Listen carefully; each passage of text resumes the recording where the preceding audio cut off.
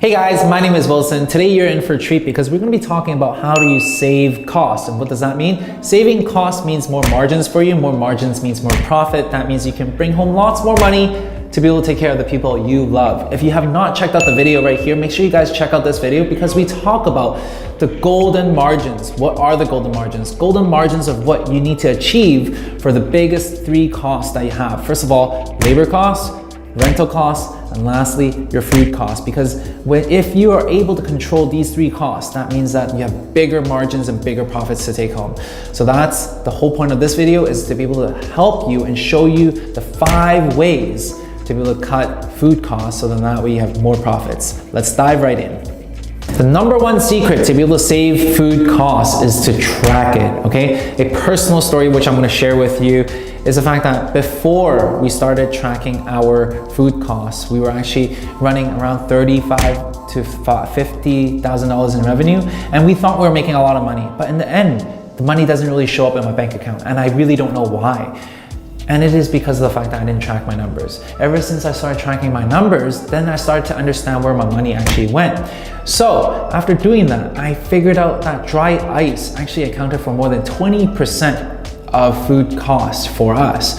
And after we did some calculations, after we had a bunch of meetings, we realized that taking out dry ice might be a better idea because the 20% that we're able to actually spend in the food costs, now we can actually have that as profit.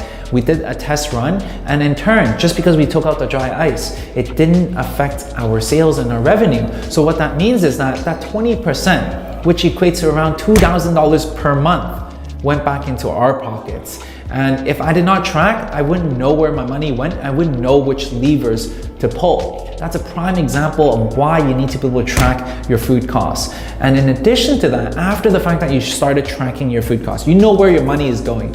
You should set goals. Goals of how much in percentage of a range you want to fall in between. Typically speaking, 25 to 35% is a good range for cost of goods sold, depending on the type of offering that you have. Some might be having higher cost of goods sold, others might have lower cost of goods sold. I'm giving you a generalized number so you can actually have this to aim for. So for us, before we started tracking, we're hitting around 40% in cost of goods sold. We're talking about cones, we're talking about our ice cream base, milk, all these crazy things that accounted for 40% of our revenue. So what that means is if we sell $10 in ice cream, $4 of it goes to our ingredient cost, and we're trying to understand why is that the case, because everyone else is having such low in food costs, like all my other friends and peers. So then we started starting to track our progress, started to track our sales, started to track our costs, and that's when we realized there's a lot of improvements that we can make. Just by taking out dry ice alone, we were able to save so much.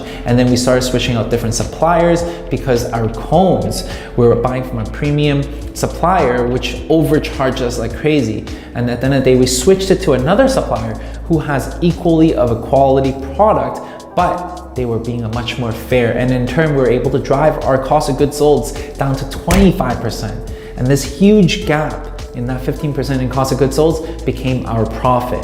And that's what is so important for you to be able to track your food costs in order for you to know which lever to pull to cut that down. The second secret in cutting food costs is to forecast your sales. And what I mean by that is, in the food and beverage industry, we have all these kind of waves, okay? We have peak holidays and slower days. So we're, as business owners, we need to be able to read into when is it that we have all these peaks, and when we have the peaks, we need to be able to order enough ingredients to support the sale that we're going to be able to hit. So if you've been running a business for a while, then you can actually forecast this, and you need to be able to track this. And the reason why you want to be able to do that is because you want to make sure that you capitalize on the holidays and order enough ingredients to be able to support the output that you have during these holiday seasons. However, during the slower times, you need to also forecast and budget for the fact that you're gonna order less ingredients, so then that way food doesn't go to waste. At the end of the day, it is super, super important for you to be able to forecast your sales. Even if you don't know, try your very best to do so, because any food that goes to waste are your profits, right? So if you do not want to throw your money into the drain and into the garbage, then make sure you start forecasting your sales. Even if you're just starting off, try to think about, hey, you know what? If it's summertime, are we gonna sell more ice cream or less ice cream? If it's raining and it's in the wintertime, are we gonna sell more ice cream or less ice cream? And because of the fact that it's wintertime, we're gonna order less milk because we're gonna produce less ice cream. And in turn, less milk means less cost of goods sold, less goes to wastage, and in turn, more profits on our end. The third way to cut down your food costs is to audit your menu. A lot of people don't do this because they don't know that it is super important to audit your menu. And this is a secret that I don't share with a lot of people. I'm sharing with you today because you're lucky. Nonetheless, in your menu, there are items that are high margins, easy to prepare. There are also items that are low in margins and hard to prepare. So which one would you want to be able to sell more? Obviously, the one with the high margins and easy to produce. Yet, so many different business owners out there also have a lot of items that are high or low in demand and high in preparation time, low in margins. And yet they have to keep buying these items to make sure that they have these items to serve when people order them. If you think about it, why would you even have that as an option on your menu?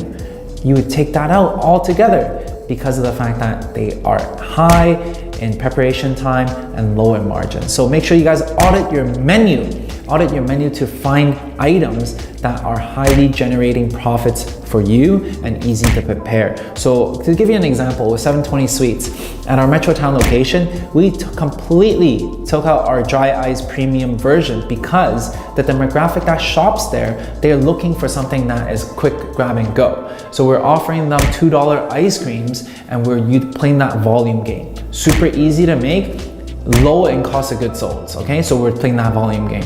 Whereas if we were to continue to serve our full service item, it takes around 2-3 minutes to make this item, and on top of that, the cost of goods sold are really high. That comes with a dry ice experience, the whole meal deal, which is the reason why we started auditing our menu and figured out that, you know what, every time we sell these full service items, the profit that we're making is the same as an ice cream cone, okay? The $7 item, the profitability of this is the same as selling an ice cream cone, which is crazy to even think about it. And at the end of the day, we decided to shelve this item at the Metrotown location, at the mall location that we have, and it ended up selling just the cones because it's high profit and super easy to make. So at the end of the day, audit the menu that you have and trash out those items, shelf those items that are hard to make and high in cost. And in turn, that would free up a lot of cash flow for you to actually just play that volume game or whatsoever, okay? So this is a very secret way for me to be able to save costs, and I'm just sharing all my secrets with you. The fourth way to be able to save some food costs is to be able to audit your operation. And why is it super important to audit your operation? It is because we need to be able to find an efficiency in the system. Okay, what does inefficiency mean and how does it look like? How does it show up in a restaurant environment? Inefficiency happens when, for example, your front of the house, okay, your waiter does not put in the order right, or they don't put it in the POS system properly. All these things are caused by the lack of training or inefficiency throughout the system. So it's really, really important for us to be able to train our staff properly when these things happen, because if they put in the order wrong, then that means that food goes to waste, right? And we don't want that because we want to save on our food costs. We want to minimize the inefficiency to be able to maximize that gain for us. So at the end of the day, make sure you're able to operate the operation, not just in the front of the house staffing, but also back at the house staffing. We need to ensure that all the chefs are serving things that are unified, because if we just go by the chef's mood of how much ingredient to put in a dish, then that's very ambiguous. Today he might feel good and generous and he's gonna throw a few extra pieces of chicken. The next day, he might not feel that nice and he's gonna be able to skim on some of those chicken as well. So at the end of the day, it's super important for us to create processes in order for all our staff to to be trained and following these systems. So that's the reason why at some restaurants you see that they have scale to ensure that the right amount of ingredient is being served for each and every single dish. And on top of that, for you, if you start tracking the operation and start auditing the operation, you're gonna be able to see other inefficiencies, such as how the ingredient is being prepared. And if the ingredient is not being prepared well, then that goes to waste. And when that goes to waste, that means you're putting your profits in the garbage. So what that means is the more you're able to audit and the more you're able to find the inefficiency in your operation, that means more money you're gonna be able to save and more money you're gonna be able to put it back in your pocket. At 720 Sweets, we have very, very strict training and procedures that we follow because we need to ensure that maximum profitability for us. Ever since we started tracking our food costs, we started to realize that our ice cream cones are either this big or this big or this big. So at the end of the day, what did we do? We started to implement a scale system. So we put a scale there and we tell our staff for every swirl, 3 swirls, that means 180 to 220 ml of ice cream that we're serving per cup and per cone. And in turn, we're able to actually bring our costs down because we have these processes to ensure that our staff can follow the procedures to take away the inefficiency and put more money in our pocket. The fifth and final way for you to save some food costs is look out for theft, okay? Loss, theft, prevention, super, super important because this really accounts for the majority of the food costs, okay? If you haven't had a chance to check out the video, check out this video if loss, theft, prevention is an issue for you, okay? What this means is that some of your staff, because at the end of the day, you're not always there. When you're not always there, and if you're running a big house, you need to make sure that it's tight. If it's not tight, then that means that a lot of things can go wrong, okay? Some of your staff might be giving away free food, okay? When they give away free food to their friends, that means that your cost of goods sold are higher and your revenue, it does not get any higher. And in turn, your food costs would go up, okay? Another way that your food costs would be going up is when your staff steals from you, okay? This is a super big red flag for us, and that's allow us to be able to catch one of our staff stealing because our revenue stayed the same, yet our food costs went up. So what did we do? We checked out the cameras because we realized that, hey, you know what? How come every time this person works, the food cost goes up?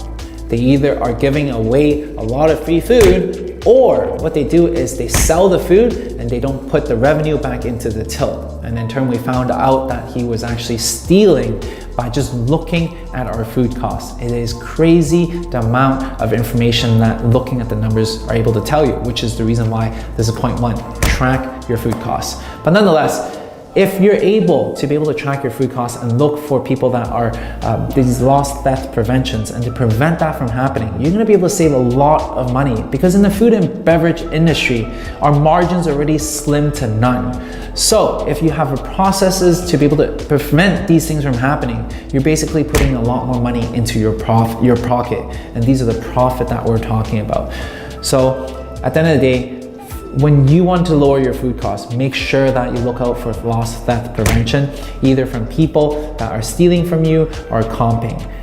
Make sure you guys track your numbers and look for loss, theft prevention. So there you go, the 5 ways to be able to cut some food costs. In the link below, I share with you the last 10 years of my food and beverage experience, anywhere from negotiating to free rent to creating that crazy winning matrix of a menu to actually knowing what your customers are needing and wanting to serving them exactly what they want to actually having strategies and marketing crazy tactics that have people lining around the block. All these in the link below. Make sure you guys check it out. Otherwise, subscribe along the journey, smash the like button. I'll see you guys in the next video.